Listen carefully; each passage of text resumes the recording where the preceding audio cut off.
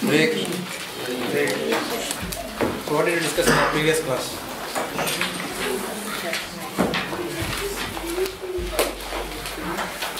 Good.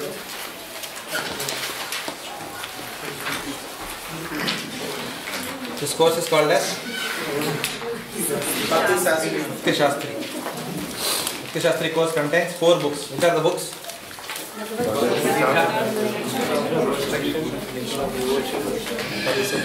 Bhagavad Gita has got how many chapters? 80 chapters. How many chapters have we completed in this course? 8 chapters. Now we have discussed we are in the process of discussing 9th chapter. So up to which verse did we discuss last time? 25. So what are the points? Did we do 24 or did we do 25 also? 25 we did. So what are the points? Last class.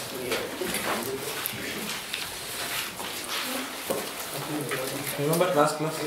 Yes. What are the points?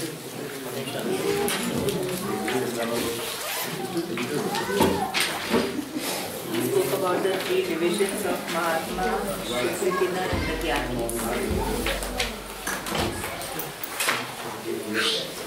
Was last to last class? Monday recall.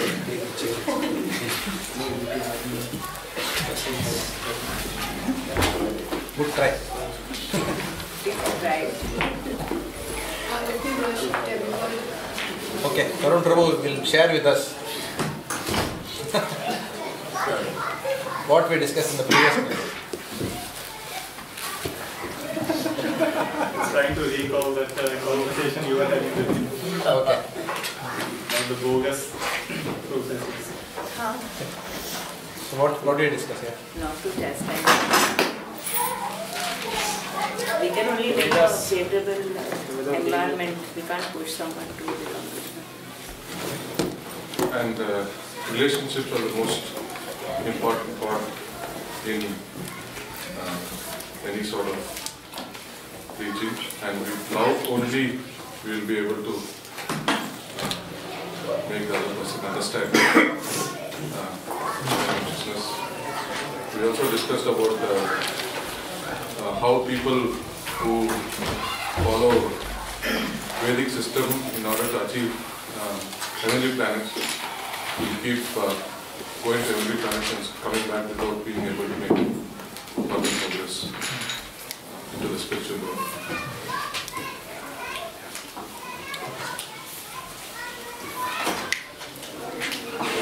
Anything else?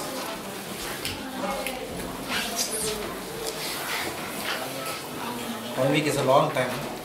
How people worship demigods for... They don't worship Krishna, but they worship demigods for smaller benefits.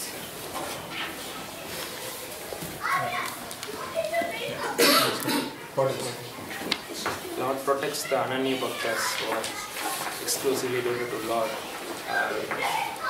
from falling down. He protects their... That is today's class. He takes care of all their needs, whatever. We will discuss that also. We'll give the example of Atul Krishna Prabhu, where he got some time. Yes. Lord protects and gives whatever is required. We also discussed the pastime of Arjuna-Acharya, where the Lord says, I will protect Yoga Kshemam Vahameham. We saw that verse. The Lord preserves whatever we have and then He puts in whatever we lack. And when Arjuna-Acharya doubted that, he struck it off. Then that striking was on the back of Lord Krishna. So we saw that example. So how the Lord Himself proved that He is serious about what He taught. Today we will see some more instances of how the Lord is serious about what He I have heard. Pardon? Like those striking God on the lips of There is some too much of noise. We tell them they won't listen. Should you want to? Who is little bit? Sesha, you go there. All the best. Don't come back defeated. Huh? This one we can't win, Prabhu. That's what I'm saying. Tell them to come to your class and be quiet. striking was on the lips of the Lord, because the Bhagavad Gita was spoken by the Lord Krishna from his mouth. Now, when striking that devotee, strike that word, it scratched Krishna's lips, not back. I have read it. In the Bhurijan Prabhu's commentary, it said lips. I said fake. I read it from one book. Prabhupada's book. There's other book from Jagannath Puri, I got book from, that was from ISKCON. There was some commentary given. Okay. It strike the lips. Okay, fine. So maybe two books are telling different things, but in principle, the Lord is personally taking an injury on his body. Whether it is lips or back is one technical matter. But yes, the Lord protects. Done? Okay. So today we'll begin from verse 26. But before that, let's just go back and reiterate verse 25. If any one of you have Yamuna Lila's phone number, just call her up and tell her that she really needs to come in now and give me the material. Otherwise, I'll be late starting the class.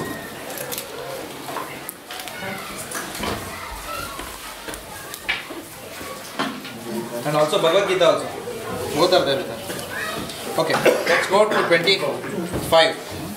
I don't know whether we discussed 25 in detail. Did we discuss this?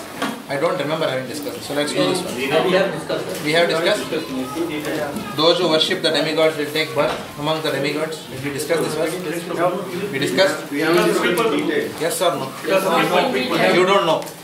You don't know. Yes. Yes, we discussed. Who feels no, we did not discuss. How many of you feel no? Discuss Okay. How many of you feel yes? Okay, most of them don't even remember whether we discussed it. So let us discuss it. Because if you don't remember, it's as good as not discussed. We told this verse means us to plead not to go to anywhere else.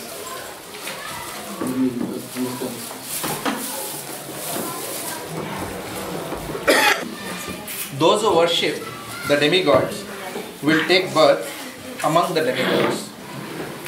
Those who worship the ancestors go to the ancestors.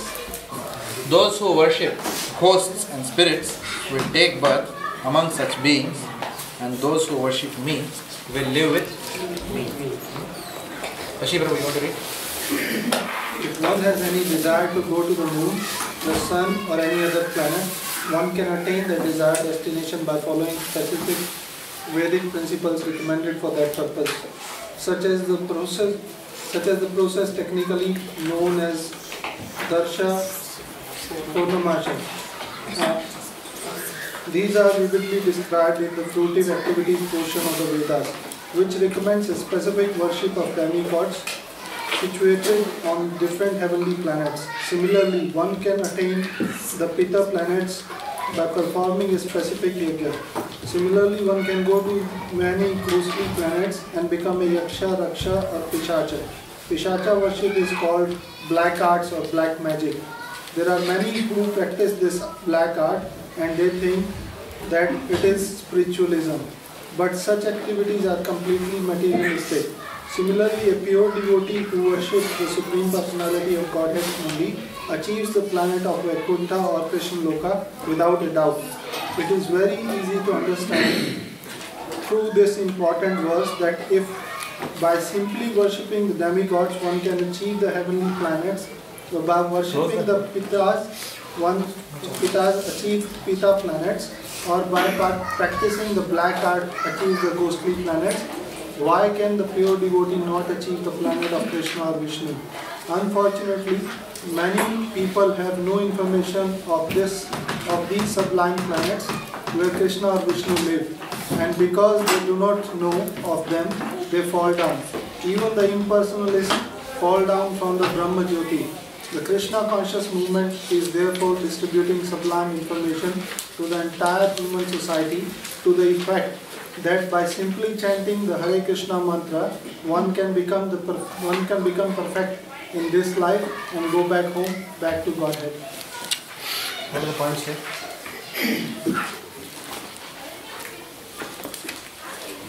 The desire will be fulfilled, who you worship, your destination you will find yourself. Some people say that whoever you worship, you will attain the same verse. This verse refutes that. You have to worship Krishna to go to him. And also performing black magic, or it's considered by some as spirituality. One thing which sometimes we encounter is people say, is Krishna or is God trying to punish us? It's sort of clarified here that by doing the activity we will get the result. If we are worshipping demigods, we are going to demigods. And similarly, if we are doing the sinful activities, Krishna is just putting us there. You mind closing the door? Noise is coming there. Everyone comes in. It's harsh, the winter, I think, because it's hard. It's rain. Okay. Krishna is just giving us the that thing only, whatever we want. If we are doing sinful activities, Krishna will give us. It's not punishment as such. Krishna is just putting us there so that we can do more of it. So our desire is being fulfilled at all the stages. Be it sinful activities or going to demigods or Acharyas or Krishna. It is why not apply your efforts for the best outcome? When you can achieve, when the same effort can be applied for so many other things, apply the same effort in for the most perfect outcome. People are very easy for them to believe to go to Swargalok and so on. Why is it so difficult to believe that you can go to other planets too? Is it a question or a statement? No, it's a statement. People, without knowing planets where Krishna and Vishnu live, aspire for different other destinations and they get whatever they aspire for. Vedas are like desire tree which satisfies their desires. But if they have that information, probably they will look for that. Prabhupada also speaks about fall down. Ultimately, regardless of where we go, even the impersonals, they have to fall down from all these various planets. Please sit. Can you give a Bhagavad Gita, someone can share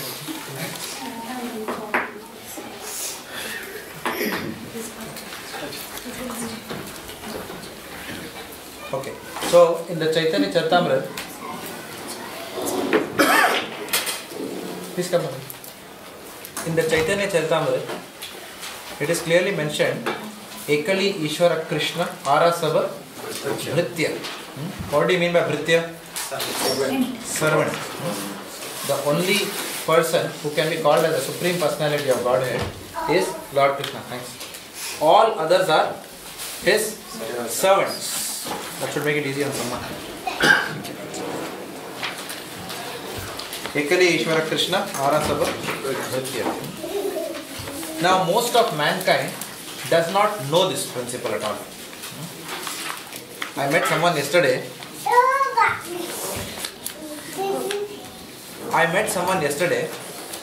And the person was telling me, I am a Dravidian. Anyone knows what is Dravidian? South Indian. South Indian. South Indian maybe Dravidian. They call it original Indian. Huh? Original Indian or Dravidian. Original Indian. All Indians are Dravidians. Huh? Yeah. Kerala, Karnataka, Tamil Nadu, Andhra Pradesh. North Indian are modern. Okay, so he was telling me about what is the correct worship of Dravidians. Okay. So obviously he had not read the scriptures at all. I asked him, is it your opinion or you have read somewhere? No, that's what is my opinion. Now who cares about our opinion? In my opinion, I am the Supreme Personality of God. Will you all accept? I am Bhagavan. So you are all laughing, right? So therefore we should laugh at, we should not laugh. I didn't laugh at it. But I am saying we should ignore opinions. People will give so many opinions. I think like this. मेरे हिसाब से ऐसा है. देखो boss, I understand. I believe in this. How does it matter what you believe in? If I believe that crow is white, crow will not become white. I may be convinced that crow is white. But the absolute truth is what? Crow is black. The science books have declared. Researchers have seen the crow and they have written it. Crow is black. That does not change. My view may be something different. So therefore, most of the people, especially in India, we have views who to worship based on Dada Paradada, or they call it as family traditions. Kula Deva. Even I was also initially, I also went through this in my life. It's our family tradition. In our family, we don't do this. We don't do this dancing, Hare Krishna Mahamantra dancing. We don't do this. Namba kudumbam, they say. But in the family, so many things we are doing. I said, shall I follow family tradition strictly?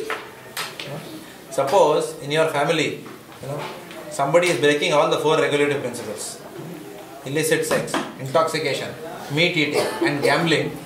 Shall I follow the family tradition? With due respect to the seniors, whatever they have done, shall I follow in the same footsteps? So what family tradition? Good things can be followed. Pardon? Good things can be followed. Good things can be followed. Yeah, definitely. Good things can be followed. But who has decided what is good and what is bad? Who is deciding that? Okay. For example, most people in this world think that they are good people. Anyone in this world will say, only Michael Jackson said I am bad. Okay. Everyone else says that we are all good. Correct, no? So, jisko bhi pucho, everyone thinks that from his reference point, he is good. Okay. So, what is good, what is bad, what is pap, what is punya, what is sin, what is a good activity, pious activity, can only be understood from the scriptures. It cannot be the mental speculation of someone. It cannot be even laid down by the government. Okay. Because the absolute constitution is coming from Bhagavan himself. He has already laid down what is good, what is bad, who to worship, for what purpose you should worship, everything is really given. So, people who desire material enjoyment, if material enjoyment is all we want, then Lord Krishna says, yes, you can go to the demigods. We don't have to go to Lord Krishna for that. If we only want material desires, then he has kept all the demigods. You don't have to go to a senior person to ask for some trivial matter. He will say, no, don't disturb the CEO for such matters. You cannot, if the water cooler is not working in that company, you will not book an appointment with the chairman and say that chairman, the water cooler is not working, just want to let you know. He will say, okay, call the maintenance in charge. No, why do you waste my time for that? So, Krishna is the Supreme Personality of Godhead. We don't have to waste his time for mundane things, for asking mundane things. Dhanam dehi, putram dehi, ayur, arogyam, aishwaryam, good health, prosperity in life, promotion in office, success in business, bottom line, top line. We don't have to really go to Krishna for that. There are so many people who are under him who we can go to. Now, if we go to these people, what will they do? Can they change your fate? If I go to Lord Ganesh and say, Ganpati Bappa Moria, Agle Baras? Tu Jaldi aa. If I say all that, correct? And then I tell him, Abhi I have come to you, dear Lord Ganpati. Now I am praying to you that last 2 years I don't have any promotion in office. Ganpati Bappa Moria. So therefore, this 10 rupees plate I am offering to you with love, my dear Lord Ganesh. And the Pandit ji will take that and he will put garland. He will say, Tatastu, go. And then some people don't get promotion, even after doing all these things. So what they say? क्या फायदा है यार? सब मंदिर जाके आए, कुछ नहीं होता है. गणपति को जाके करके आए, क्या फायदा हुआ? कुछ नहीं होता. I told you, God doesn't exist. तू ही है. No, he will tell the wife. No, बोलती है मंदिर आने का. This is one reaction. अगर fulfill हो गया, what people will say? Ganpati Bappa Moriya हो गया. See, Lord Ganesh ने चमत्कार कर दिया, promotion दे दिया मुझे. It's like that. Till the time that next promotion comes and then he goes and then he does not get even after going to Ganesh, then the person is confused. Last time Ganpati ने दिया, ये time नहीं दिया. Then they will do hedging, like foreign currency hedging. If dollar is going down nowadays, No, somebody, they will ask neighbor, आपने क्या किया? बोलते हैं हम लोग तो माँ की पूजा करते हैं, दुर्गा माँ की पूजा करते हैं. Then we will start Durga Puja in the house. Or somebody will say it is good to do Lakshmi Puja. We will start Lakshmi Puja. This is how it is going on in the society. Everyone is going by others' views. If somebody is successful, everyone go and ask him what is the secret, and whatever that person does, they also do. So in this world, nobody is interested in learning the absolute truth from the scriptures. But once we understand the scriptures, we understand that even if we go to the demigods, what do the demigods do? They simply take out from our own karmic bank account and give it back to us. They simply take out from our own karmic bank account and give it to us. That's all. They can give some bank overdraft authorized by the bank. Beyond that, they cannot. Okay. So if it is there in your karmic bank account, you go there and ask. Okay, they will say, अच्छा ठीक है, इसका कर्मा में है क्या? Okay, bank balance में 50,000 है. कितना चाहिए? 20,000. Okay, 50,000 है, ले ले 20,000. Take it. That is how they give you. And then you think that, no, I have got something because I worship the demigods. But it's actually not like that. And what a person does not get it, you can bang your head against, the Ganesh temple. But if it is not there in your karma, he cannot do anything. He cannot give it to you. Right? The only person who can change Haath ki lakirein is Lord Krishna. He is the only person who can change fate. Lord Vishnu or Lord Krishna is the only person who can change fate. Now it is interesting. Then why do people still hesitate, knowing this, to go to Lord Krishna? If you go to Lord Krishna and say that I want promotion, will you get it? If he wants, he will give it to you. But then he will only give it to you if it is good for you. If that promotion is good for you. For example, I went to Lord Krishna many years back and said, Lord Krishna, give me that next promotion. Thankfully, I did not get it. Why? Because the people who were given promotion were said, Shanghai jaake kaam karo. China said. So, thank you very much. Bach gaya. No, otherwise I'll be sitting in Shanghai somewhere. Not that Shanghai is a bad place, but I'm saying that I find Melbourne better than Shanghai. Like that. Okay. So it's very difficult. So sometimes, some certain things are very good. And Lord Krishna, he knows the future also. He knows that this person is going to become my devotee. And he protects you. Now if you look back, he has protected us right from childhood. For example, in teenage, many of us thought that, that girl in the front bench, I should marry her. Like that. Or girls will think, that handsome Hulk who is coming in the class, we should marry that fellow. But today, if you look back, say, thank God. Thank God I married the right person. Like that. So we don't know what is good for us actually. We are so influenced by the modes of material nature that in the spur of the moment, then what comes to us? Ichha and Dvesh. We start liking something and we start disliking something. That's what happens. So our mind doesn't work. Wherever, us moment, whatever we like, we start doing. And in that moment, whatever we hate, we say, no, I don't want. So therefore, by worship of Lord Krishna, then one thing is assured, that whatever desires you go to him, he may fulfill or not fulfill, but in the end, the outcome will always be auspicious. Whereas if you go to the demigods, then they may give you something, but that may not be good for you. It's not in their jurisdiction to decide what is good for you. All they can do is, they can see your bank balance, and if you come there, they'll give you. If you go to a teller of a bank, account mein paisa hai, to dena hi padega usko. So he will give. Maximum he can give overdraft. He can say, abhi paisa nahi hai sahab, but I know you very well, so take 200 rupees overdraft. That's all they can do. But beyond that, he cannot do. Then he'll say, sahab ko puchna padega. Like that. So who is that bada sahab? Krishna. Like that. This is how we have to understand demigod worship. So, but worshippers will always go where their faith is reposed. That is natural for a human being. Worshippers will always go where their faith is reposed, because our consciousness naturally carries us. Our consciousness naturally carries us to that which we are attracted to. That is going to happen. So therefore, many people have what is called as Ishta Devata. Because they have had some experiences and then they are happy. So the mind, is consciousness is carrying them towards that. So after having explained this, okay, some other person, as somebody pointed from here, some other persons feel, at least this was something which I also thought initially. Whoever you worship, at the end of the day, the destination is same. This is another bogus philosophy. जिसको भी पूजो, सब एक ही है. ये कहाँ लिखा है? Where is it written? It is neither वेदों में लिखा है, ना उपनिषद में लिखा है, ना किधर पुराणों में है ये. This is not there anywhere.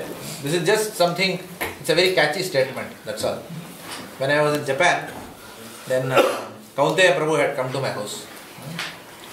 So Kaunteya Prabhu finished his class and asked, and he said that we all must worship the Supreme Personality of Godhead, Lord Krishna. So one person lifted his hand and he said that, Prabhuji, we have heard Manava Seva, Madhava Seva. He said. So Kaunteya Prabhu told him, anything that rhymes need not be the truth. Okay. Just because it rhymes, it need not be the truth. Twinkle, twinkle, little star, how I wonder what you are. It is rhyming, but star is not little. It sounds nice to sing all these things, but that is not absolute truth. Stars are much bigger than the earth. So therefore, anything that rhymes or anything that is catchy need not be the absolute truth. So we have to remember that. So in the next few verses, after clarifying this point to Arjuna, the Lord pleads us in the next few verses for our own benefit. He is pleading with us to become His exclusive devotees. Maham Eka Sharanam Raja. To become His exclusive devotees. Let's see text 26. I've got a question, Prabhu. Yes, Prabhu. This small doubt, if something is not in karma, will Krishna give that to someone if somebody goes and prays? Because Krishna is not partial. If something is what? If something is not there in karma. Yes. Lord can give outside of karma. He is the Badasa. But then, is this becoming partial? Because Krishna is not partial to anyone. Did you read today's chapter? Yeah. The question comes up now. Have you read or coincidental? Please read also. कभी पढ़ के आना. We'll come to that point. Now we come to a famous verse. So the Lord is pleading with us to become His exclusive devotee. Many years back, when I heard about ISKCON for the first time, one of my relatives told me, वो ISKCON, वो सब पैसा वाले लोगों के लिए. कृष्णा को worship करने के लिए you should be माला माल. सब बड़े बड़े लोग वर्शिप करते हैं. सुना है हेमा मालिनी जाती है ISKCON में. All big people. Juhu Deya temple. All big things. Chowpatty. So only this. It's for big people. Like that. Whereas this verse, let's see what the Lord says. To worship the Lord, what do you need? If one offers me with love and devotion a leaf, how many of us can afford a leaf? How many of us can afford a flower, one fruit or water? All of us can afford. See how easy it is to worship God. If one offers me with love and devotion a leaf, a flower, a fruit or water, I will accept it. So the Lord doesn't want big things from His devotees. So let's read. Chirag Prabhu, you want to read? Prabhupada, is it? Prabhupada. For the intelligent person, it is essential to be in Krishna's consciousness, engaged in the transcendental loving service of the Lord in order to achieve a permanent, blissful abode eternal happiness. The process of achieving such marvelous result is very easy and can be attempted even with poorest of poor without any kind of qualification. Keep going? Yeah, go on. The only qualification required in this connection is to be a pure devotee of the Lord. It does not matter what one is or what one is, where one is situated. The process is so easy that even a leaf or a little water or fruit can be offered to Supreme Lord in genuine love, and the Lord will be pleased to accept it. No one, therefore, can be barred from Krishna's consciousness because it is so easy and universal. who is such a fool that he does not want to be Krishna's consciousness by this simple method and thus attain the highest perfectional life of eternity, bliss and knowledge. Krishna wants only loving service and nothing more. Krishna accepts even a little flower from his pure devotee. He does not want any kind of offering from a non-devotee. He is not in need of anything from anyone because he is self-sufficient, and yet he accepts the offering of his devotee in an exchange of love and affection. To develop Krishna's consciousness, the highest perfection of life, Bhakti is mentioned twice in this verse in order to declare more emphatically that Bhakti or devotional service is the only means to approach Krishna. You can continue. No other conditions such as because of becoming a Brahmana, is it? Yeah. No other condition such as becoming a Brahmana, a learned scholar, a very rich man or other philosopher. Or a great philosopher. A great philosopher, sorry, losing my concentration. No problem. Can induce Krishna to accept some offering. Without the basic principle of Bhakti, nothing can induce the Lord to agree to accept anything from anyone. Bhakti is never casual. No, Bhakti is never causal. Oh, sorry. Causal, sorry. No problem. The process is eternal. It is direct action in the service to the Absolute One. Thank you. So what are the points here?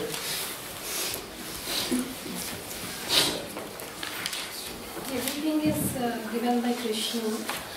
The missing ingredient is love and affection. So this you need to. Bhakti is the easiest process that anybody can offer to the Lord. People who cannot afford to do it, they simply call it fools. That's only fools can say they cannot do it. Krishna is self-sufficient. He does not need anything from us. It's just the love which makes him happy. Question here, it says Bhakti is the only means to approach Krishna. That means people who are following other yoga leaders can never attain Krishna unless they take the path of Bhakti. Even though Bhakti is a common denominator. In tomorrow's Bhagavatam class also I am going to speak about that in a little bit of more detail. Nobody can be barred from approaching Krishna because it's so simple and universal. We can offer to Krishna whatever is there in our capacity.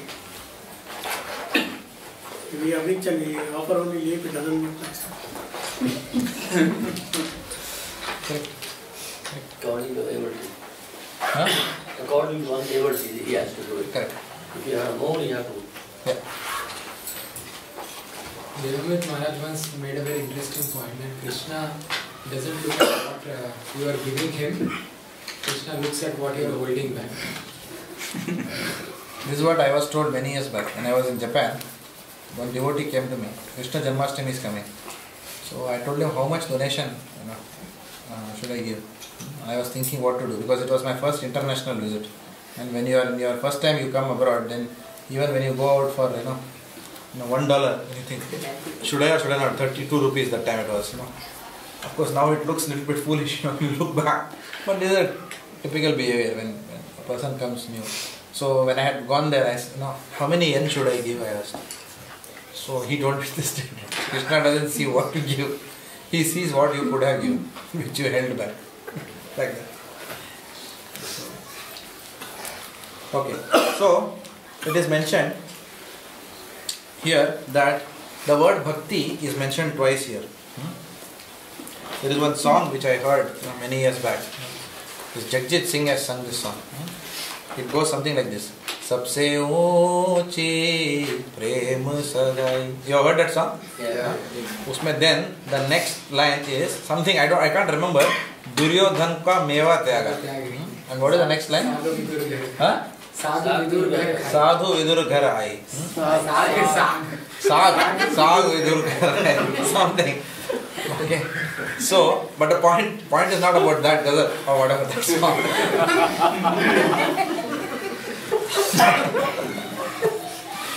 The point is that love is supreme. Lord Krishna, what he did, Duryodhana had prepared so many things, so many elaborate items. So Duryodhana ka meva, the Lord did not even bother to look at all that. Rather than that, he went to Vidur's house, and Vidur's wife was giving him banana peel. Kela nikal ke peels khila rahi thi. Because she was so attracted to Krishna, she didn't know what she was doing. And the Lord was still eating that. He also did not realize he was eating like that. So this is because what she was offering was actually not a banana. It was not even a banana peel. What she was offering is her love. So that is exactly what the Lord wants. He only wants our love. Krishna is Swarat. He is independent. Krishna is the cause of all causes. He owns so many things. Every day in Jagannath Puri, how much offerings? Chappan Bhog. How many times a day? I don't know. 56 times. 56 times a day offering. 56 offerings at a time. Still it is huge. And so many, how many temples? ISKCON temples are there? ISKCON temples are 100 ISKCON temples is something which I also know. So much elaborate worship is happening. In Tirupati, so much offering is happening to the Lord. In Guruvayur, so many offerings are happening to the Lord. So, what does he have to do with one small laddu that I am going to offer? It is insignificant. If you see the Virat roop of the Lord, he is just gobbling up universes. So, what will happen with my small laddu which I offer to him? So, therefore, our offering is actually insignificant. It's insignificant. So, therefore, if you see it in a material terms of offering, then we will realize that it is actually insignificant. But what he still relishes is, he relishes the love with which you offer. Because he wants to relish the love of his devotee. That is why it said, Sabse Uchi Prem Sarai. Highest is what? Is the love. It doesn't matter how much you can offer. It is with what love you have offered. And when we are offering with love, will obviously be, the more we love, then we will not see what to hold back. Whatever naturally comes, then we will offer. So that is what he is looking for, the spontaneous offering. What you spontaneously offer. Even Shabri was what she was doing? She was eating that bear. Bear is what? Berry. Huh? Yeah. Bear. She was tasting and giving it to Lord Ramchandra. Now that is completely unacceptable in the realm of Vaidhi Sadhana Bhakti. Completely unacceptable. Here, even if you touch the glass to the mouth and you drink water, we can't go to the altar.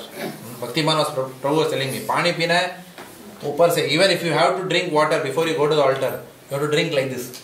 The moment the cup touches the lip, everything becomes muchi then. You can't go into the altar.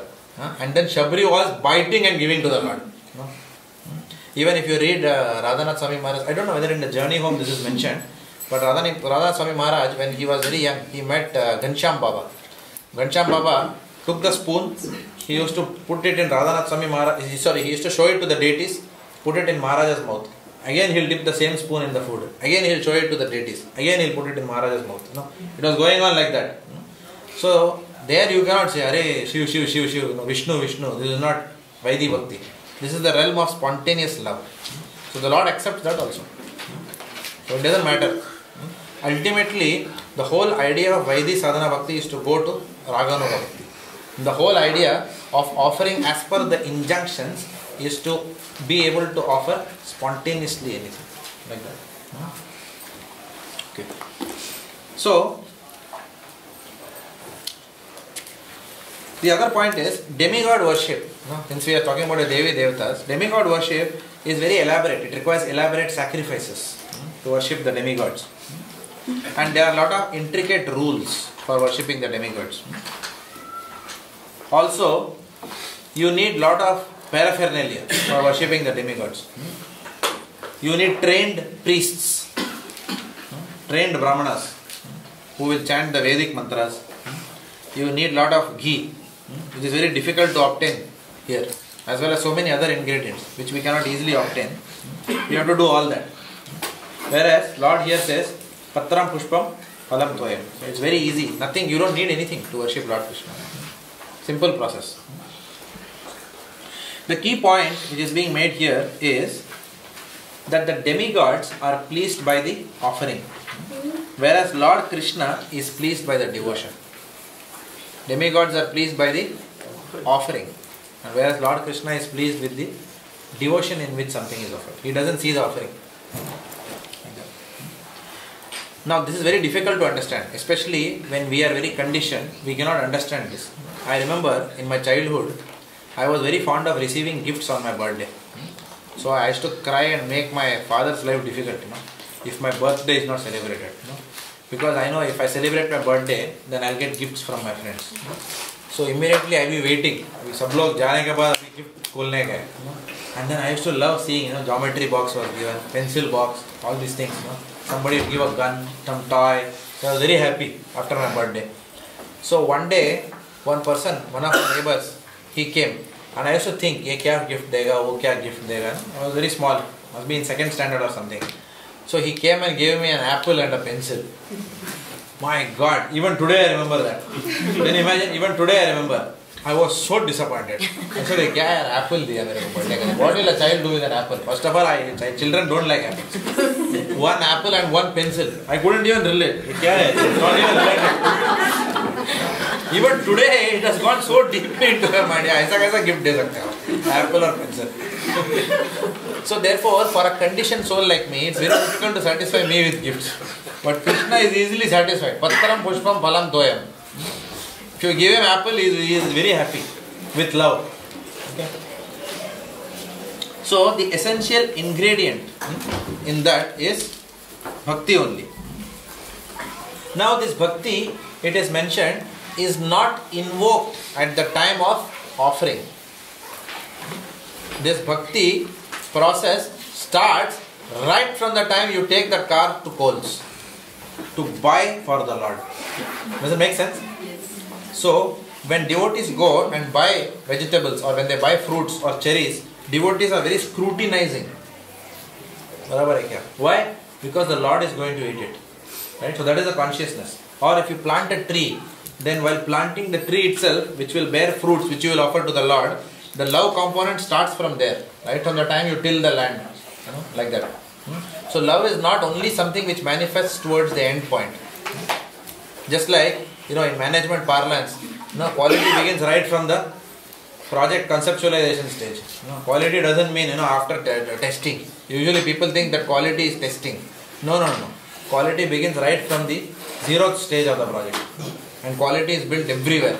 Similar analogy if you apply, bhakti begins right from the time the seed is sown, and the water is put, the tree comes, then you take the fruits. So we have to go back. So that's an entire process. So throughout the process of buying the vegetable, cutting the vegetable, cooking the vegetable, whatever consciousness is there, Lord observes all that. Many times what happens is, when the cooking is going on, the husband and wife are having a big fight. Who is right, who is wrong? And then what happens? Okay, job, you're offering karke aana. Namo Mahavadane, Krishna Prema Pranayane, Krishna Jai Shri Krishna Chaitanya Prabhu Nityananda. No, this is what goes on. There is no point in that offering.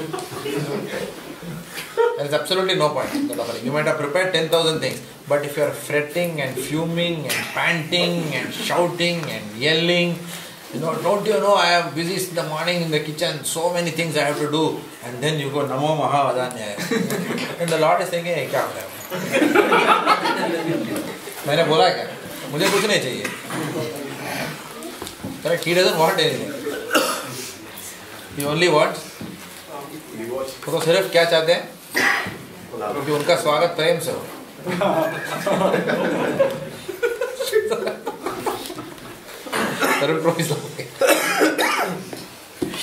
Okay. So we should still, even if you are in that state of mind, you should still offer it.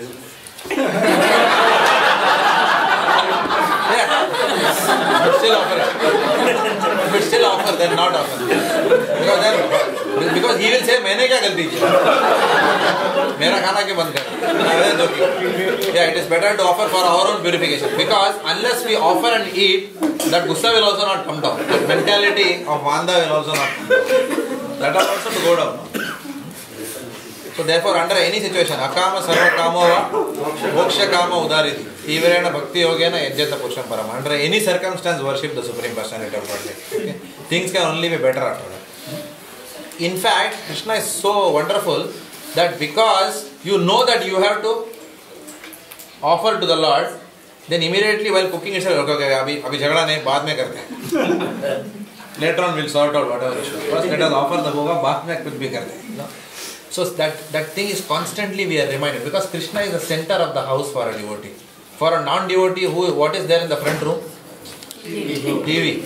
Yesterday one gentleman I was speaking to, he was telling me, no, I don't know why my wife is telling Krishna, no, deity room and all that. Deity room means separately, it must be there inside somewhere in the house.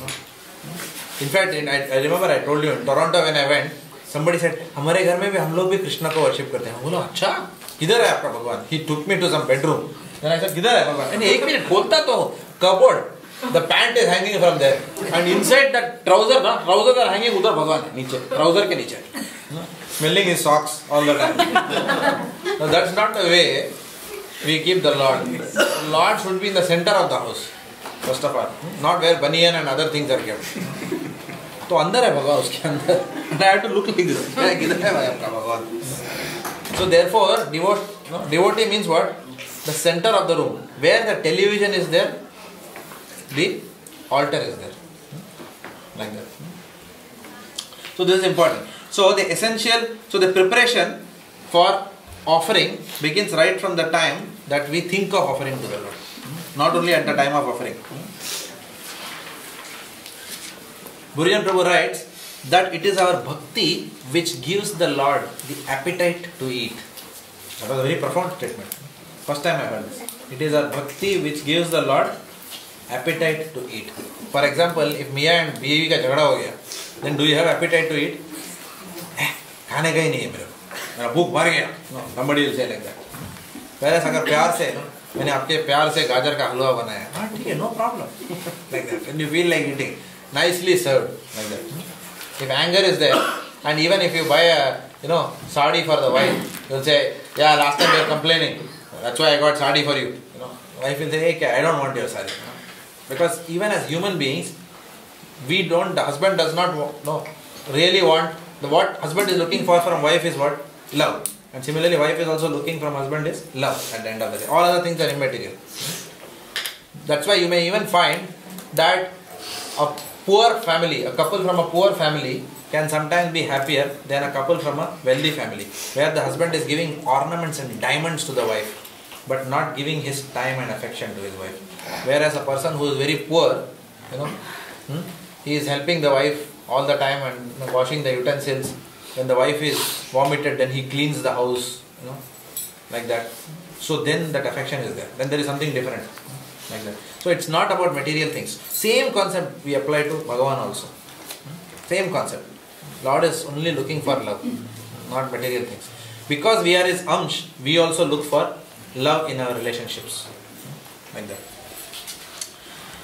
Now, if bhakti is what gives the Lord an appetite, unlike us, for us, sometimes not necessarily bhakti gives appetite. At least for me, if for example, you cook, what is that? Brussels sprouts, Brussels sprouts. With love, if she cooks, definitely I will not see the love. I cannot stand the Brussels sprouts. But then she will tell me, Krishna is eaten. Then I will say, but I am not Krishna. Krishna is Bhavagrahi, but I am Bhojangrahi.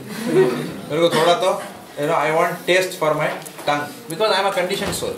So that is where Krishna is different and we are different. So it becomes sometimes very difficult to relate to these things that Krishna is saying. I only look for love. Anything you give me out of love, that I will accept. Like that. So not everyone can understand this. And because not everyone can understand this, many of us cannot come to the platform of doing that. Many of us are unable to do this pure bhakti towards the Lord and to understand this concept of pure bhakti. So for those who are unable to come to this pure bhakti, in the next 2 verses, solution is given. So the next two verses come down one level from the realm of bhakti and talk about karma yoga. Highest is what? We saw that in the earlier chapters. Highest is bhakti yoga. We saw that below that is karma yoga, but then below that is karma yoga. So the next two verses, suddenly Lord Krishna comes down and starts talking on the platform of Nishkama Karma Yoga, which all of you know. What is Nishkama Karma Yoga? No attachment to the results, but attached to the activity. Correct? Just refreshing for all those people who didn't attend the earlier class. Sakama Karma Yoga means what? Sakama Karma. Sakam Karma means Bhagavan, इस हाथ से मैं देता हूँ, उस हाथ से लूँगा. This is called as Sakama Karma Yoga. Lord, I am giving you something, but मुझे भी कुछ चाहिए. सब मत ले लेना. Like that. This is, I want something from the Lord, therefore I am investing. Nishkama Karma Yoga means what? I don't want anything, but I am very attached that I will do this kind of service only to you. This is how I think I want to serve you. You don't decide how I should serve you. मैं ऐसे ही सर्व करूँगा. मुझे कुछ नहीं चाहिए, but मैं ऐसे ही इस तरीके से ही मैं तेरे को पूजूंगा. I will worship you only in this way. That is called as Nishkama. And Akama means what?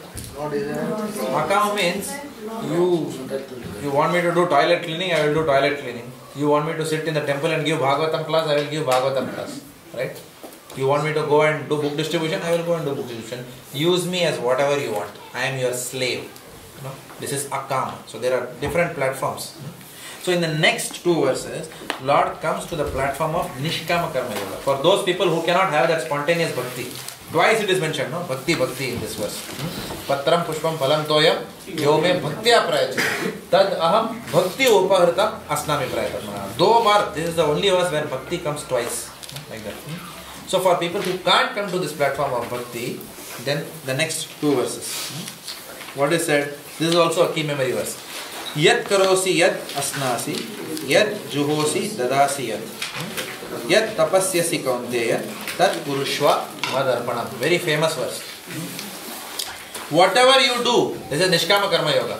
Whatever you do, whatever you eat, whatever you offer or give away, and whatever austerities you perform, do that, O son of Kunti, as an offering to me. Okay? Tarun Prabhu, you want to read? Thus, it is the duty of everyone to mold his life in such a way that he will not forget Krishna in any circumstance. Everyone has to work for maintenance of his body and soul together, and Krishna recommends herein that one should work for him. Everyone has to eat something to live. Therefore, he should accept the remnants of foodstuffs offered to Krishna. Any civilized man has to perform some religious ritualistic ceremonies. Therefore, Krishna recommends, do it for me. And this is called Archana. Everyone has a tendency to give something in charity. Krishna says, give it to me. And this means that all surplus money accumulated should be utilized in furthering the Krishna Consciousness movement. Nowadays, people are very much inclined to the meditation process, which is not practical in this age. But if anyone practices meditating on Krishna 24 hours a day by chanting the Hare Krishna mantra around his deeds, he is surely the greatest meditator and the greatest yogi, as substantiated by the 6th chapter of Bhagavad Gita. What are the points here?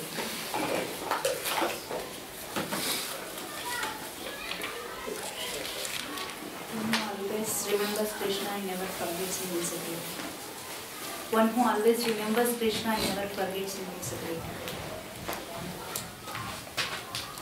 In one sense, if you actually see, all of us, in that sense, what are we practicing?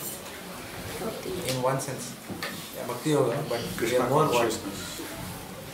Are we not Nishkama Karma Yogis? In that sense, in one sense, if you see actually it makes sense. Because I remember, I have discussed it in the class also. Govind Prabhu in one of the class says, Sheti Uttam Vyapar Madhyam Nokri Atam. This is in Marathi. What is the highest activity? Sheti. Sheti Uttam. Agriculture is the highest activity actually. Nowadays we look down. You are a farmer. No. But actually agriculture is the highest activity in society. We cannot see it because we get fruit from coals. We don't understand that it is not coals from where fruit comes. Fruit comes from Mother Earth. And some farmer has done that work. That is why we are getting the fruit. So that is the highest occupation. If that stops, the whole world will come to a standstill. Right? So Sheti Uttam, Vyapar, trade is what? Madhyam. And Naukri kisi ka karne ka, that is the lowest. No. Right? Actually, Srila Prabhupada, there was one Prabhuji who had come here, Prem Kishore Prabhu, no? Who was here recently. Anyone met him? Yes. Yeah. He used to come for Mangalarti every day. He was a very senior devotee, I think Prabhupada disciple. He once caught me in this corridor. He told me, I think for 10 minutes he was speaking to me. He told me that, this world is going to go to dogs. Because people are relying less and less on agriculture. So he told me, Srila Prabhupada's vision was that ISKCON, especially the devotees, should become completely self-sufficient, should not rely on coals and Safeway, because these people will just exploit us. All these companies, they are there for commercial interest. So whatever price they set is the price. For example, in India also, suddenly, some politician made one statement and onion prices are shot through the roof. Of course, for devotees this is not a problem at all. Okay. But still, tomorrow some other vegetables can become very dear, like that.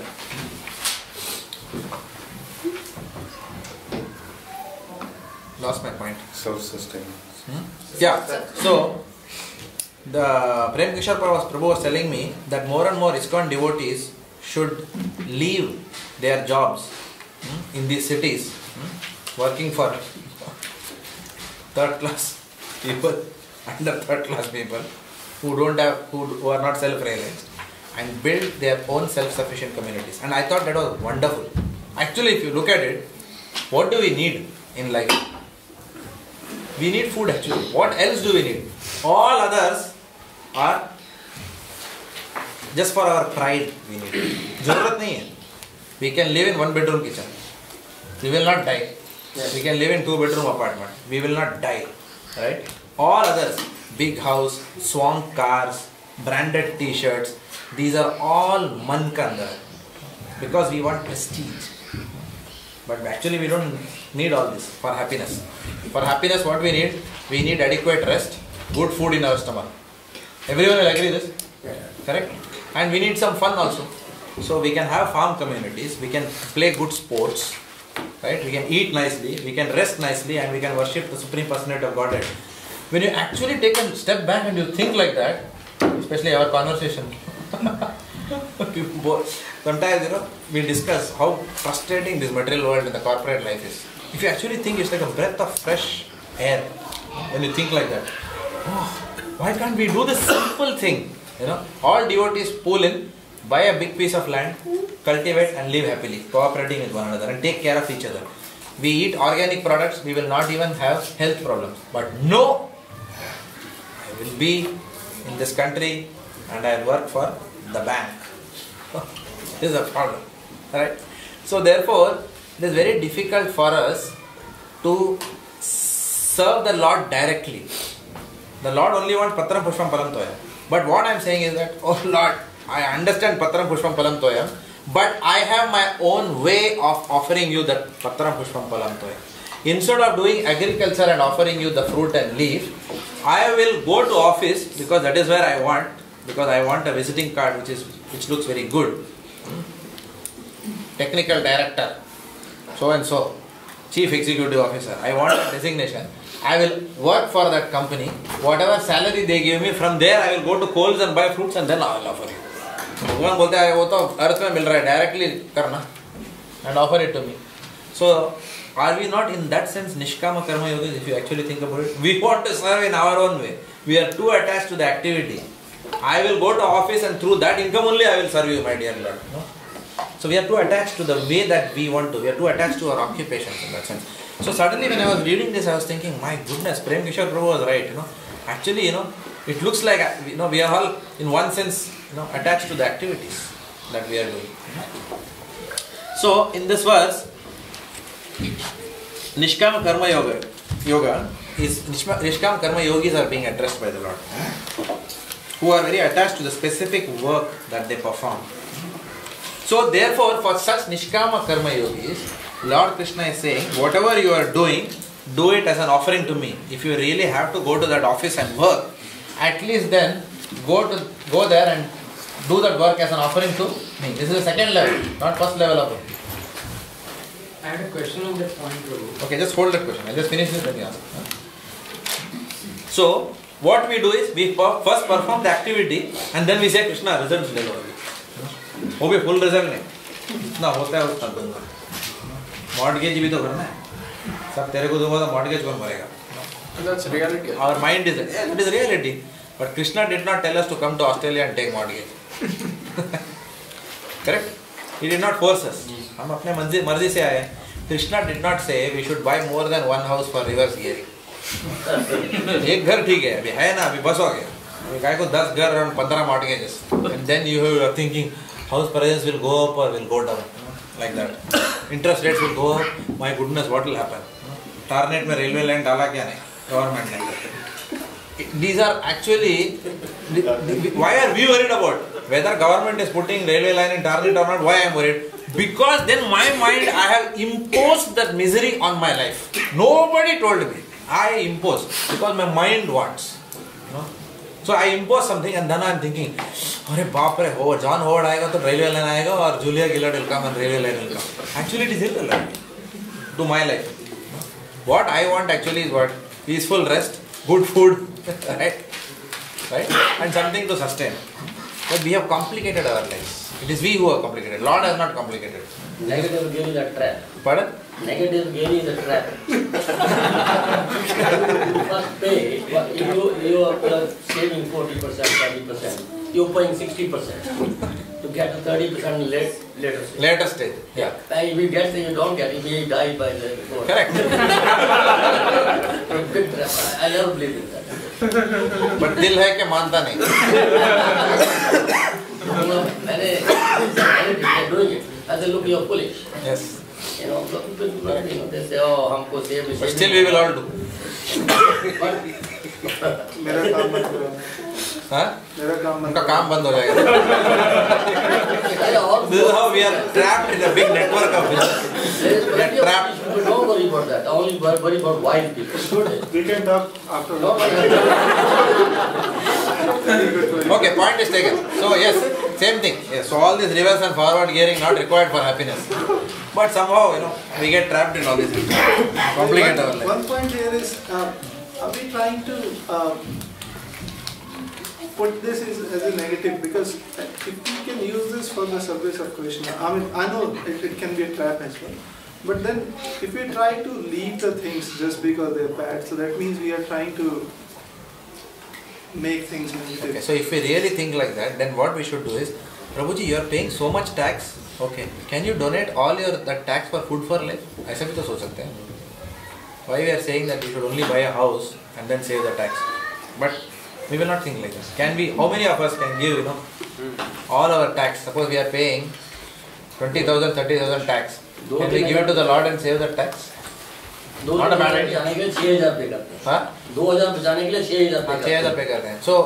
So if you see, actually we can't. It's difficult to think.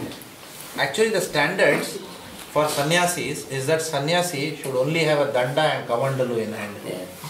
Nothing more than that. Anything more than that is sense gratification. And he can have a cowpin to cover his private part if required. Like that. More than that he should not have. But grihasthas ke liye the rules are much relaxed. And what is the rule for grihasthas? Half of the income. What is the ratio? 50%. 50% of the income should go to Krishna Consciousness. So, just giving example here. If we are earning $5,000 salary, 2,500 we should donate every month to the temple. Out of the remaining 2,500, क्या करना चाहिए? Some percentage for emergencies. Some percentage you keep for emergencies. That's all. And then for your survival. If you are earning 5,000, but ऐसा होएगा नहीं ना? If you are earning 5,000, your expenditure is 2,000. You only get donated 3,000. Because 2,000 तो खर्च हो गया ना. खर्चा तो 15, 3,000, 15. But Prabhupada said that it is not 50% of savings, 50% of income. I also took like that. 50% of savings. Because then I have a control over what I can spend. तो बाद में savings में तो दे ही सकता. But actually if you see, 50% of savings also we don't give to Krishna.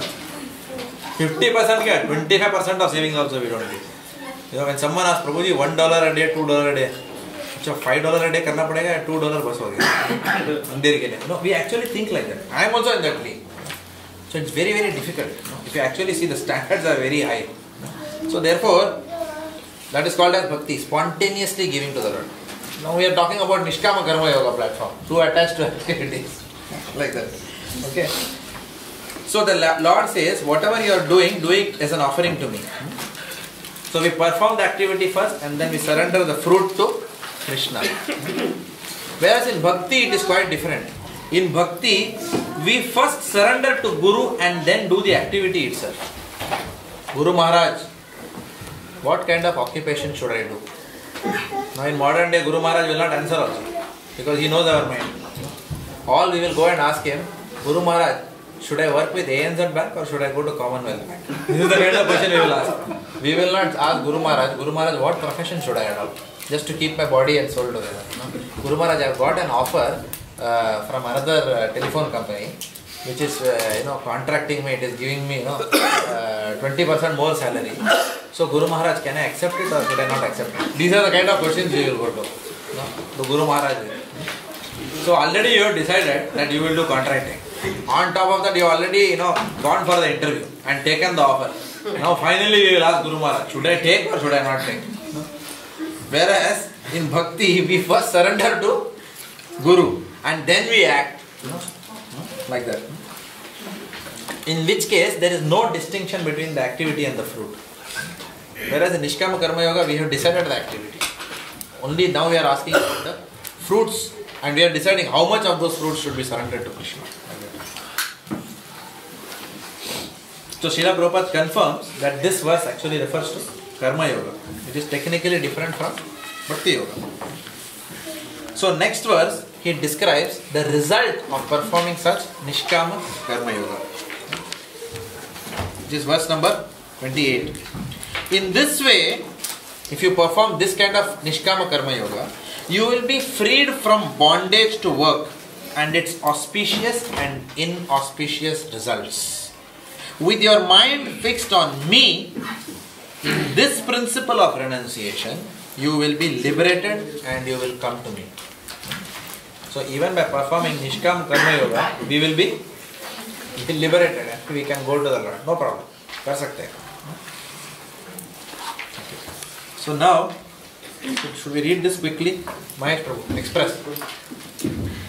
One who acts in Krishna consciousness under the superior direction is called Yukta. The technical term is Yukta Vairagya. This is further explained by Rupa Goswami as follows. Rupa Goswami says that as long as we are in the material world, we have to act.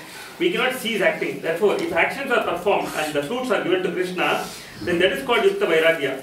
Actually situated in renunciation, such activities clear the mirror of the mind, and as the actor gradually makes progress in spiritual realization, he becomes completely surrendered to the Supreme Personality of Godhead. Therefore, at the end, he becomes liberated, and this liberation is also specified. By this liberation, he does not become one with the Brahmajyoti, but rather he enters into the planet of the Supreme Lord. It is clearly mentioned here. He comes to me, back home, back to Godhead. Therefore, there are 5 different stages of liberation, and here it is specified that the devotee who has always lived his lifetime here under the direction of the Supreme Lord, as stated, has evolved to the point where he can, after quitting this body, go back to Godhead and engage directly in the association of the Supreme Lord. Anyone who has no interest but to dedicate his life to the service of the Lord is actually a sannyasi. Such a person always thinks of himself as an eternal servant, dependent on the supreme will of the Lord. As such, whatever he does it for the benefit of the Lord. Whatever action he performs it as a service to the Lord. He does not give serious attention to the fruitive activities or prescribed duties mentioned in the Vedas. For ordinary person, it is obligatory to execute the prescribed duties mentioned in the Vedas. But although a pure devotee who is completely engaged in the service of the Lord may sometimes appear to go against the prescribed Vedic duties, actually it is not so. It is said, therefore, by Vaishnava authorities that even the most intelligent person cannot understand the plans and activities of a pure devotee. The exact words are, a person who is thus always engaged in the service of the Lord or is always thinking and planning how to serve the Lord is to be considered completely liberated at present, and in the future his going back home, back to Godhead. is guaranteed. He is above all materialistic criticism, just as Krishna is above all criticism.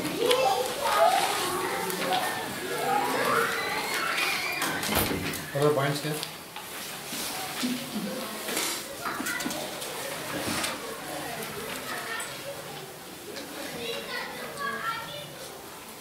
The Niskam Karma Yogi, if he carries out his, if he does this Niskam Karma Yoga with a proper spirit, it is renouncing the roots of his activities, then he also attains Bhakti Yoga.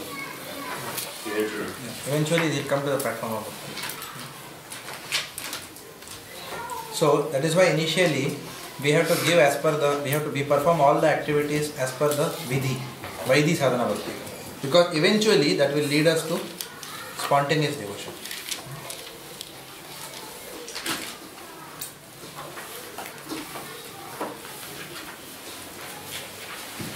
So, Bhujan Prabhu writes that Srila Vishwanath Chakravarti Thakur, while commenting on this verse, has said that such a person does not only become a mukta.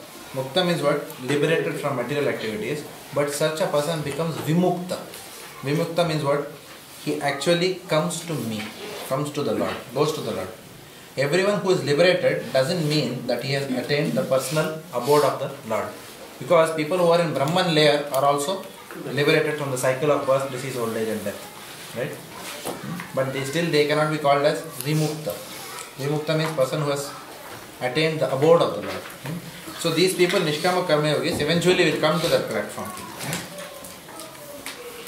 But at the same time, he comments that for pure devotees, this verse doesn't mean anything. This specific instruction doesn't mean anything, because for pure devotees, they have no interest in mukti, they have no interest in vimukti also. Pure devotee has no interest in liberation or even living in the abode of the Lord in any of the liberated forms. Sarupya, Sarishti, so Sarupya. So devotees are not even interested in those kind of liberations. Narayana parasarve na kutaschana vibhyati. Swarga apavarga narakeshu api tulya tadarshana. A devotee does not matter for him. Whether he is in Swarga or he is in Apavarga. Whether I am in heavenly planets or whether I am in hellish planets, my dear Lord, I don't care. Whether you treat me nicely or you ignore me or do not embrace me, I am your worshipful Lord unconditionally. So a devotee's devotion is unconditional. There are no strings attached. So for a devotee it doesn't matter at all. Mukta bolo, vimukta bolo, it doesn't matter. Devotee is only interested in serving the Lord. There is no question of an end outcome for a devotee. That service itself is a devotee's life. This is pure, highest devotion. Of course, Krishna will recognize this and give that devotee. All mukti stands at the doorstep of a devotee. Now, earlier in the Bhagavad Gita, Lord Krishna stated that he delivers his devotees and he annihilates the miscreants. He had said earlier, especially Paritranaya Sadhuna. Now, this brings about a sudden question: is Lord Krishna partial or impartial? Sashi Prabhu, you raised it, right, at the beginning of the class. So, that partiality, impartiality of the Lord is mentioned in the next few verses. So, let's go and read that. The Lord says, I envy no one, nor am I partial to anyone. I am equal to all, but whoever renders service unto me in devotion is a friend, is in me, and I also am a friend to him.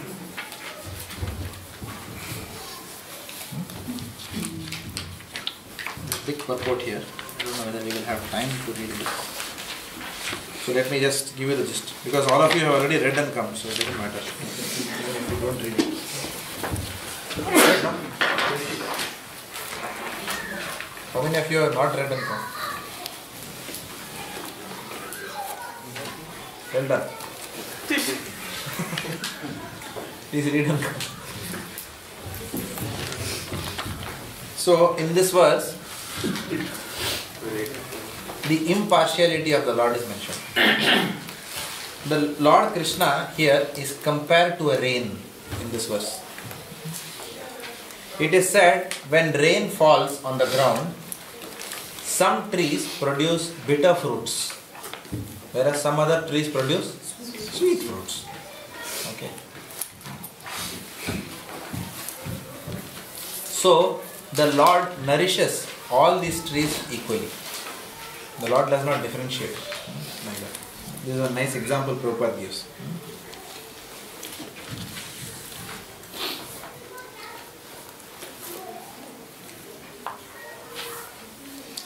Now, Lord Krishna, earlier he has made a statement where he said, Ye yatha mam prapadyante, mam tathaiva bhajami. In proportion to somebody's surrender, I reciprocate to them. That's another aspect of his partiality. So when he reciprocates, somebody will say, why is he reciprocating more with you? Is he partial? Now he has said that himself, to the extent that you surrender, then to the extent that I will reciprocate with you. In fact, we have seen in the Bhagavad Gita that the Lord becomes the enemy of his devotee. Lord himself becomes the enemy of such a person. If Duryodhana is an enemy of Arjuna, then Lord Krishna becomes the enemy of Duryodhana. And then, in fact, Lord Duryodhana told Arjuna,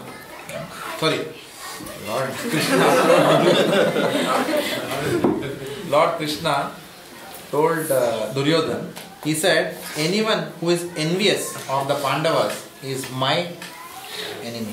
He tells very clearly to Duryodhana. Now Prabhupada gives an interesting analogy in this purport.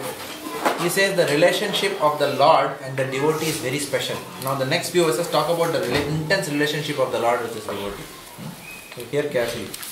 So Prabhupada gives an example that just like a golden ring on which a diamond is set. Now why does the diamond look very beautiful? Because the base is gold. And why does the gold look very beautiful? Because on top of it, what is sitting? Diamond is sitting. So both enhance each other's qualities. Both the diamond on the ring and the gold ring, both enhance each other's qualities. So similarly, this is the relationship between the Lord and the devotee. The devotee brings out the best in the Lord, and the Lord brings out the best in the devotee. So this is a very special relationship that is going on here. So the Lord is saying that I am providing. The Lord actually is providing air for everyone. The Lord is providing water for everyone. So there is no discrimination. But still, when it comes to giving his personal friendship, then the Lord decides who is devotee and who is not. Correct? To the devotee, the Lord not only gives things which are necessary for survival, but the Lord gives his very self to the devotee, which he will not do for everyone. Right? That is why in Brihad Bhagavatam there is a gradation of devotees, where you see the partiality of the Lord towards his devotees. In Brihad Bhagavatam,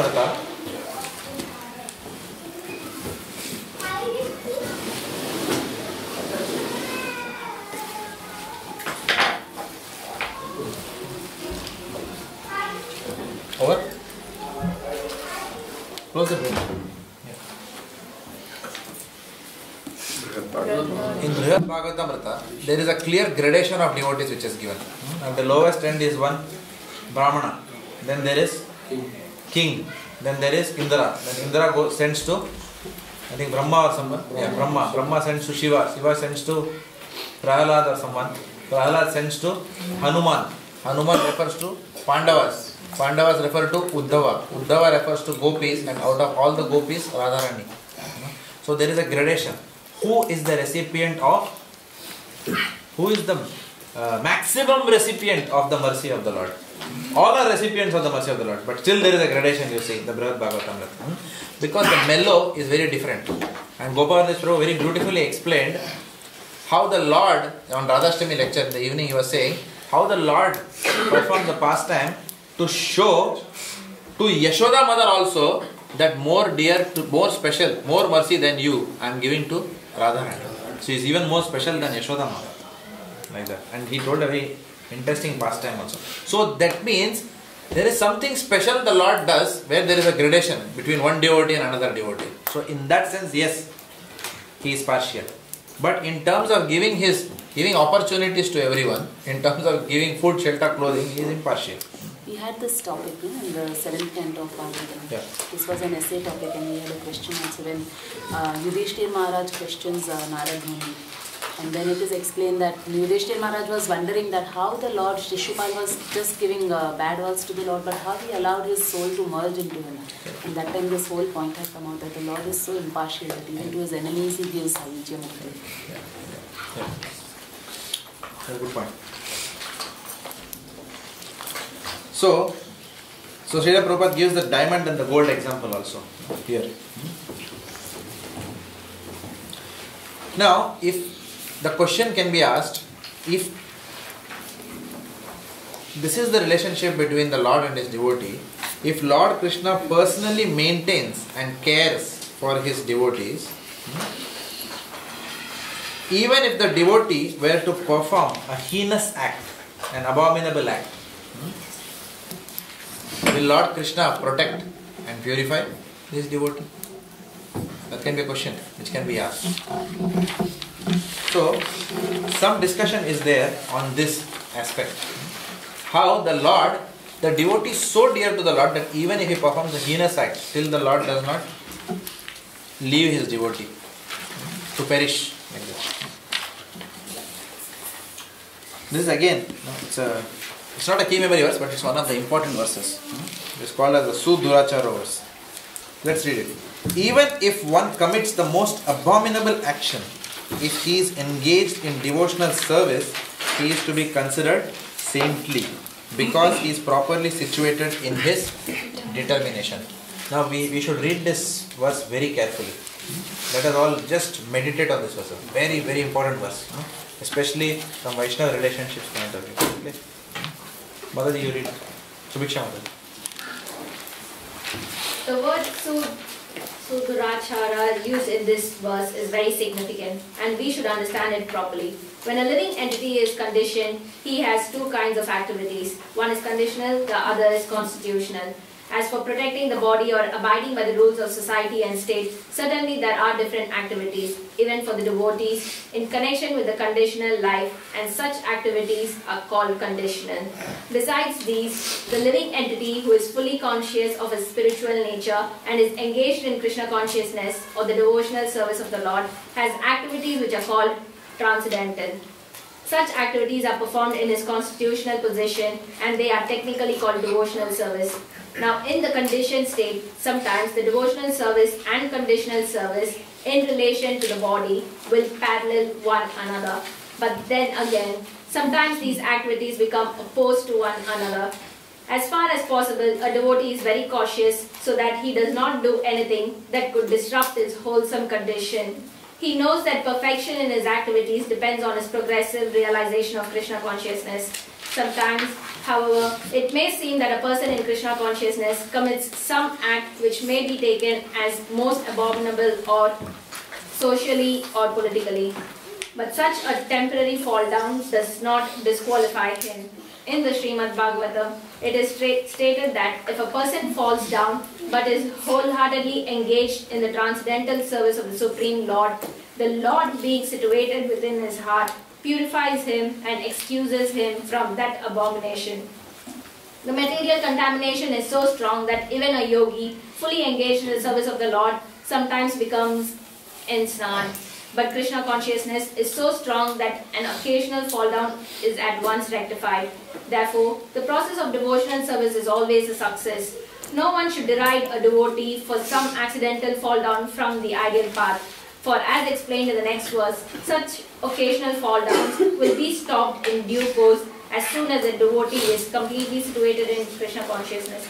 Therefore, a person who is situated in Krishna consciousness and is engaged with determination in the process of chanting Hare Krishna, Hare Krishna, Krishna Krishna, Hare Hare, Hare Rama, Rama Rama, Hare Hare, should be considered in the transcendental position, even if by chance or accident he is found to have fallen.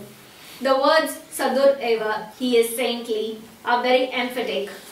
They are a warning to the non-devotees that because of an accidental fall down, a devotee should not be derided. He should still be considered saintly even if he has accidentally fallen down. And the word Mantavya is more emphatic. If one does not follow this rule and derides a devotee for an accidental fall down, then one is disobeying the order of the Supreme Lord. The only qualification of a devotee is to be unflinchingly and exclusively engaged in devotional service. In the Narasimha Purana, the following statement is given. The meaning is that even if one is fully engaged in the devotional service of the Lord, is sometimes found engaged in abominable activities, these activities should be considered to be like the spots that resemble the mark of a rabbit on the moon.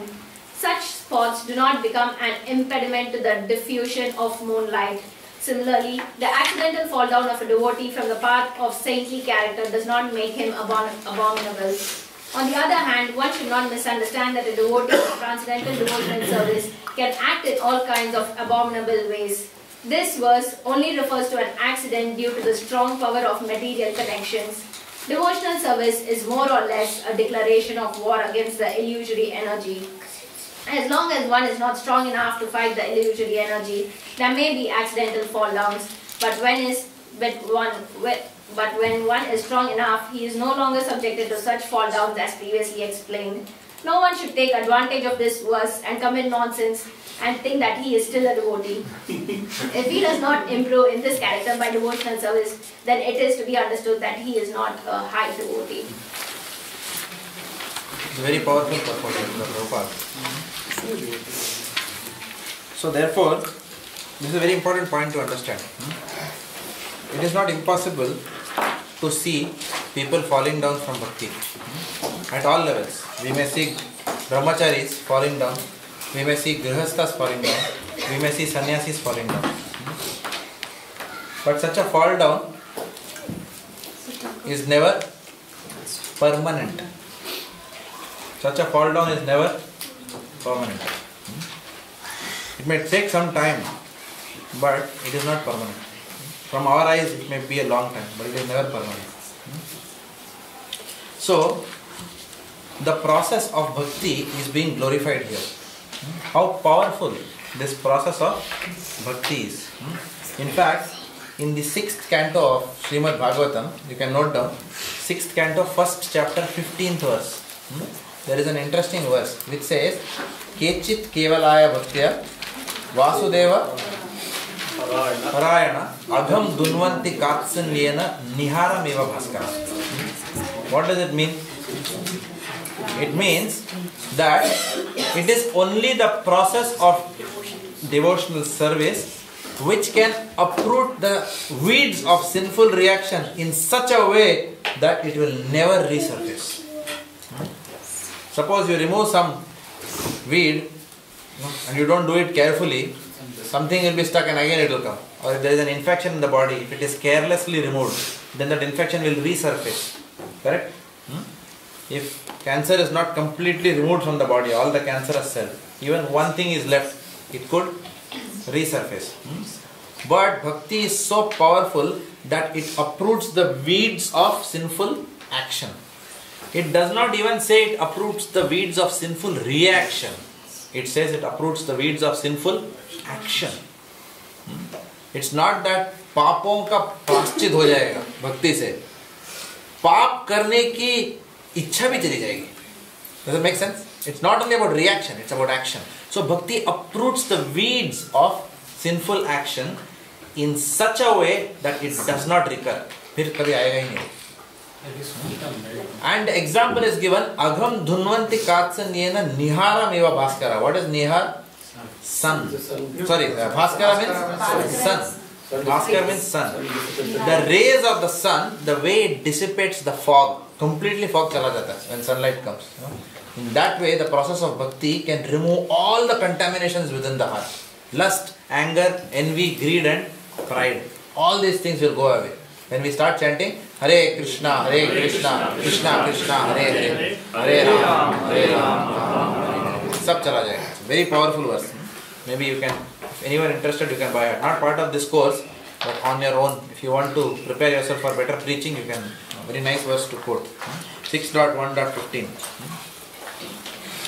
So when a devotee falls down, okay, this bhakti process which the devotee has performed at some time in life, even if the devotee has a temporarily thoda bahar ghum ke aaya material life mein, still what will happen? Krishna will pull that devotee back to his lotus feet. He will drag him back to his lotus feet. Abhi aaja, bahut ho gaya, bahar tera. Just like my mother sometimes, I used to go out and without, telling her, sometimes I'll slip away and play cricket. So after some time, patiently will watch, time ho gaya abhi. Then come down and then catch the ear and ball ho gaya abhi. Ghar wapas aa jana. Come back to the home and sit now. Study. Like that. So Lord Krishna is like that. He will catch us by the ear and will pull us back to him. So he will never let his devotee perish. Even when one devotee fell down, somewhere, in some place, one devotee fell down. Very nice devotee. Excellent, excellent preacher. So, the spiritual master said to the other god brothers, the god brothers were immediately, no, he has fallen down, we cannot associate with him.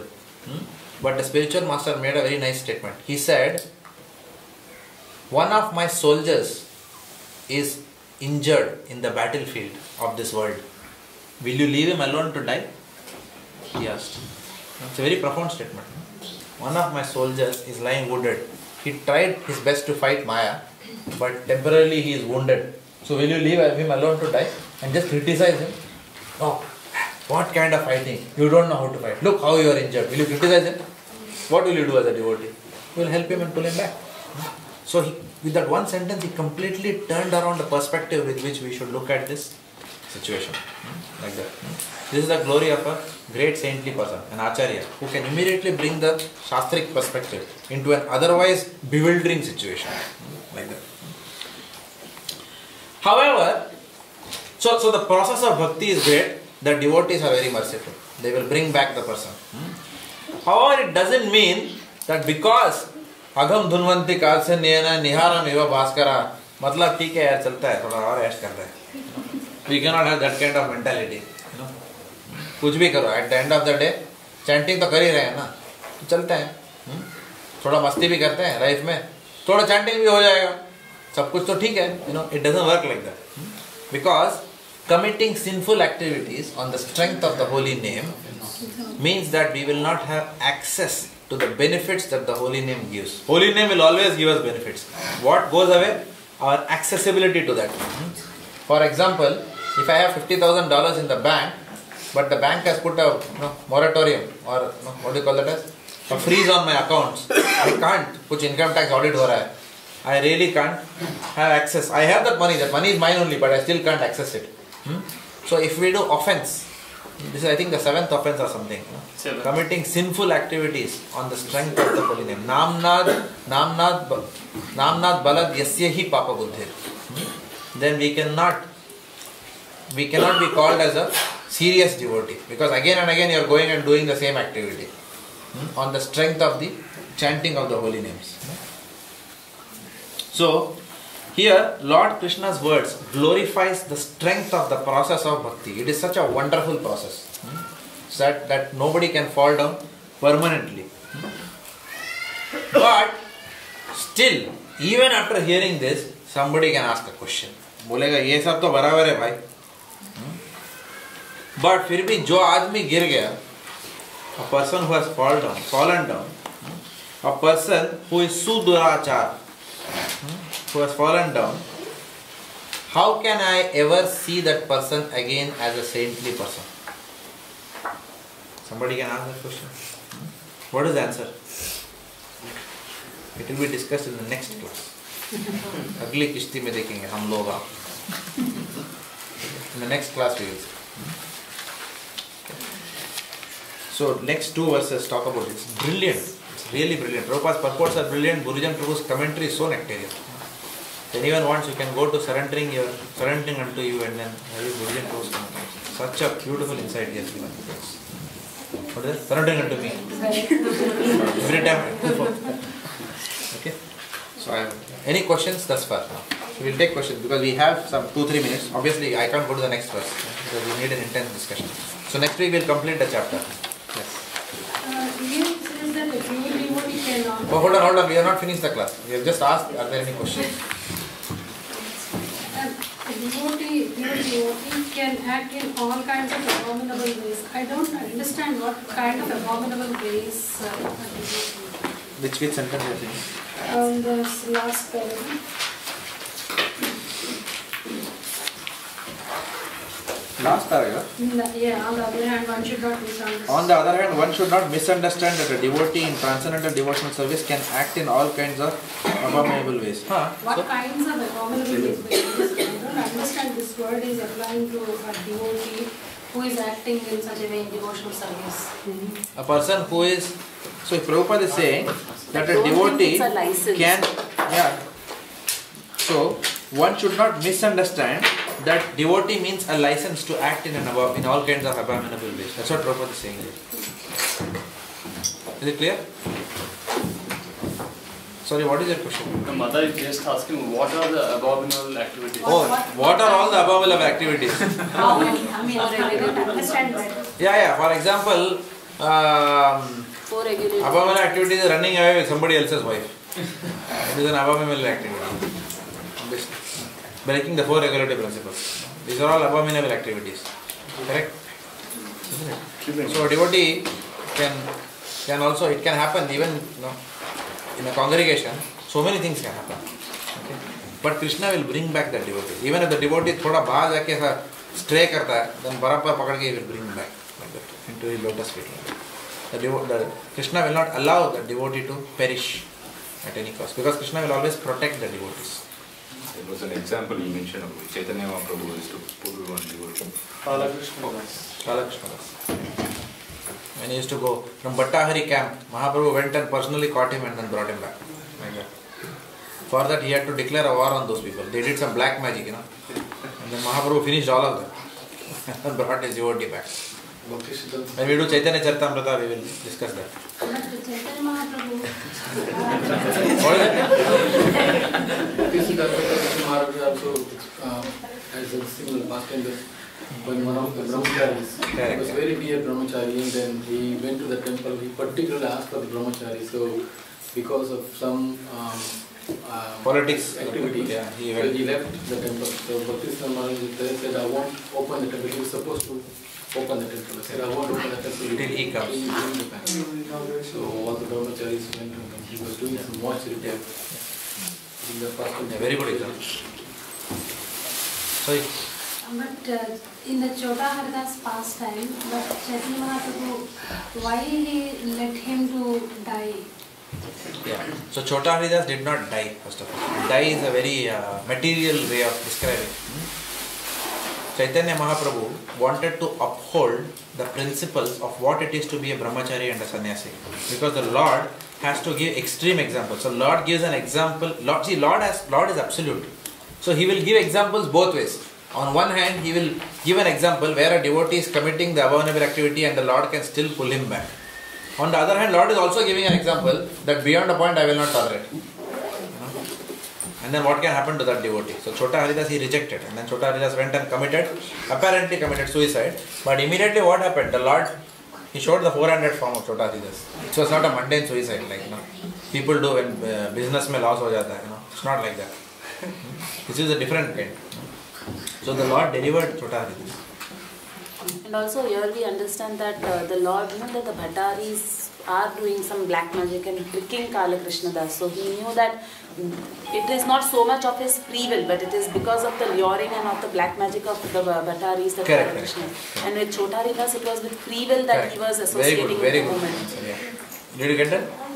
Chota Haridas used his free will to go and do whatever he wanted. Of course, he didn't do anything great offense. He was just trying to become very unnecessary association with a lady, like that. But he used his free will. But here, Kala Krishna Das, it was not Kala Krishna Das' free will. He was being seduced by the Bhattaris. He was being pulled in against his wish. He was being attracted. So therefore, Mahaprabhu adopted a different stance. Very good answer. You had a question. Do we have time? I don't think we have. Okay. So next class maybe you can ask. Okay. Srila Prabhupada ki.